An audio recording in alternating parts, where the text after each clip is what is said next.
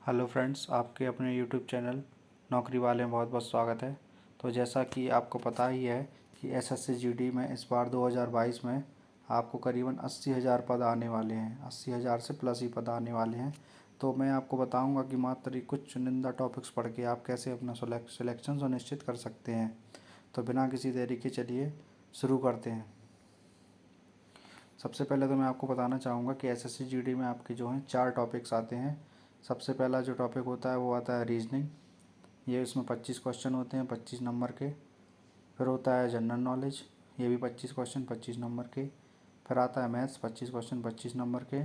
फिर हिंदी अंग्रेजी जो भी अपन भाषा को सिलेक्ट करते हैं फॉर्म भरते समय, उसमें से आता है 25 क्वेश्चन 25 नंबर के। और अपने को 90 मिनट मिलते हैं। 90 मिनट का अपना का समय मिलता है एग्ज़ाम में करने के लिए, जो कि बहुत ही ज़्यादा पर्याप्त समय है। आप आसानी से इसको कर सकते हैं। तो चलिए शुरू करते हैं। आपको एक बात हमेशा ध्यान रखनी पड़ेगी कि एसएससी जीडी में सिलेक्शन के लिए आपके कोई भी 2 सब्जेक्ट इतने मजबूत होने चाहिए कि आप 25 उन दोनों में से 25-25 में से कम 40 नंबर तो आपके आने ही चाहिए, चाहे वो 2 सब्जेक्ट अब आपके कोई भी हों। जैसे अधिकतर जो जीडी वाले जो भी लड़के होते हैं, तो उनके 2 सब्जेक्ट जो भी होते हैं, जैसा कि मैं जहाँ तक जानता हूँ, एक तो उनका सब्जेक्ट अच्छा होता है हिंदी और एक होता है रीजनिंग।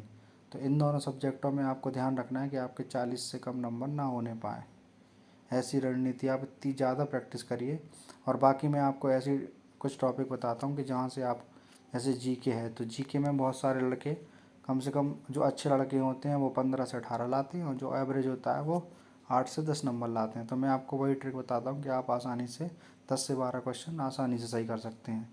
तो सबसे पहला जो टॉपिक इतिहास का है, इतिहास में आपको कुछ नहीं करना है। इतिहास के टॉपिक में आपको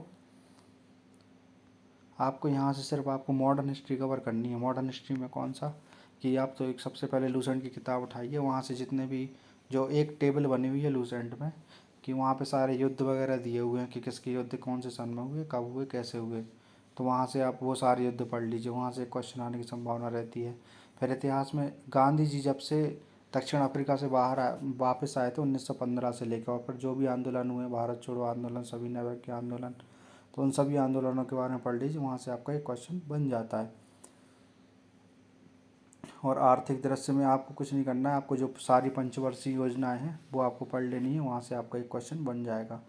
और यहाँ संविधान से अपने को क्वेश्चन बनता है, जो उसका आंसर अपने को मतलब ऐसा रहता है कि वहाँ से अपन नंबर आसानी से ले सकते हैं। जैसे कि आपको नीति निर्देशक तत्व पढ़ लेने हैं, आपको जो भी अपने मौलिक अधिकार होते हैं जो अपने, वो पूरे पढ़ लेने हैं। आपको किस देश से कौन से अपन ने जो भी आर्टिकल लिए हैं वो पढ़ लेने हैं, जो भी स्रोत हैं।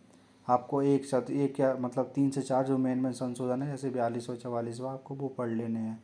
तो यहाँ से आपके 2 या 3 क्वेश्चन आसानी से कंप्लीट हो सकते हैं।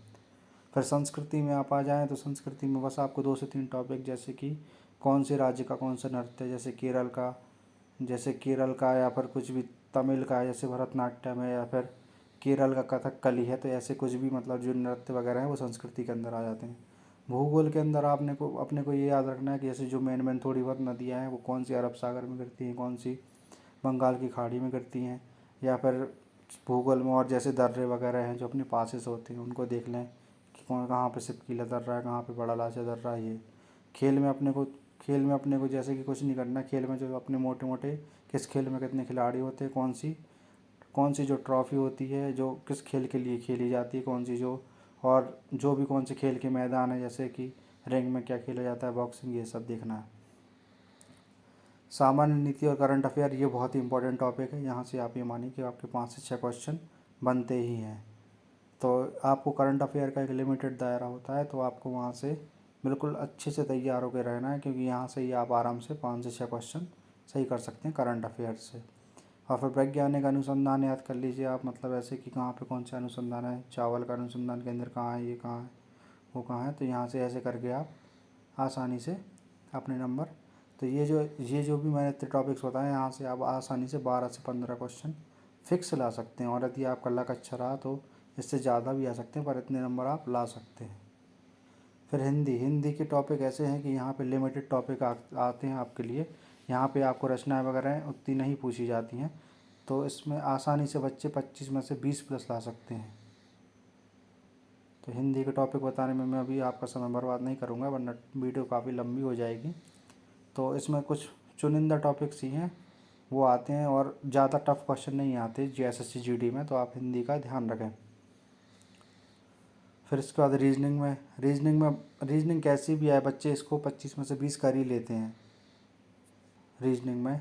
और रीजनिंग के वही गिने चुने टॉपिक आते हैं, जैसे कि ब्लड रिलेशन हो गया, आपका मिरर इमेज हो गया, कोडिंग डिकोडिंग हो गई, जो इवन ऑड हो गया, मतलब जो निकालते हैं इनमें से एक अलग छांटिए, और भी ऐसे कई टॉपिक हैं वो फिक्स ही रहते हैं, उन्हीं में से क्वेश्चन आते हैं। जैसे डायरेक्शन हो गया कि आगे जाके वो 5 किलोमीटर मुड़ गया, दाएँ मुड़ गया, बाएँ मुड़ गया।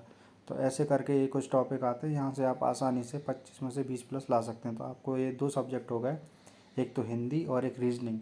आपको निश्चित कर लेना है कि इन दोनों में आपको 20 प्लस लाना है, दोनों को में 25 में से। और आपको जो GK वाला पोर्शन वहाँ से 12 से 15 क्वेश्चन लाना है।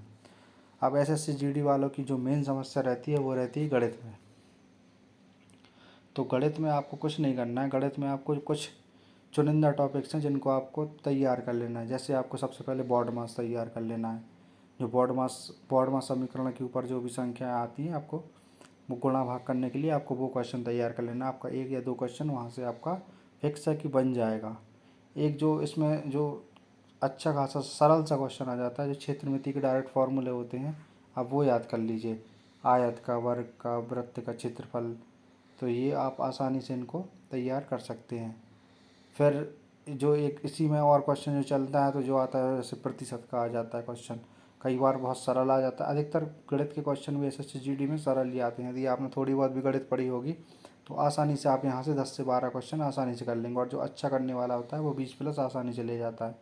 और कई बार जैसे कई बार क्वेश्चनों में DI भी आ जाता है, तो DI जो बार ग्राफ आते हैं उसी से क्वेश्चन आते हैं, तो वो भी बहुत ही आसान रहते हैं। समय और काम का भी क्वेश्चन आता है, यहाँ से 2 से 3 क्वेश्चन बनते हैं।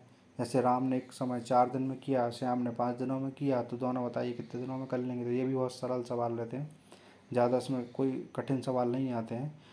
फिर और भी जैसे कि अपना समय और दूरी पे आता है कि जैसे A ट्रेन है 5 किलोमीटर में जाती है, B 25 में जाती है, तो बताइए दोनों ने कितने किलोमीटर की दूरी तय की। तो डायरेक्ट ही फॉर्मूले बेस पे आते हैं, इतनी ज़्यादा इसमें ऐसी कुछ होती नहीं है। तो यहाँ से भी आप जो भी यदि कोई एवरेज भी है तो वो भी 15 नंबर ला सकता है, तो अच्छा तो 20 ला ही सकता है। तो आप जब देखेंगे ना, तो आप यदि 20 प्लस हिंदी में देखिए, 20 प्लस रीजनिंग में देखिए, 15 क्वेश्चन आप GK में देखिए, और 12 से 15 क्वेश्चन ही आप 13 मान लीजिए, तो आप देख लीजिए ये हो गया 8, 2, 4, 5, 6, 68। तो इस बार ऐसे कई स्टेट थे, जैसे MP का ही 67 गया था कट ऑफ। तो आप आसानी से अंदर हो जाएंगे। और थोड़ी सी आप यदि गणित में मेहनत और करेंगे, ये गणित में आपका जो स्कोर 13 है, इसको यदि आप 17 से 18 कर लेंगे तो आपका सिलेक्शन और भी ज़्यादा सुनिश्चित हो जाएगा।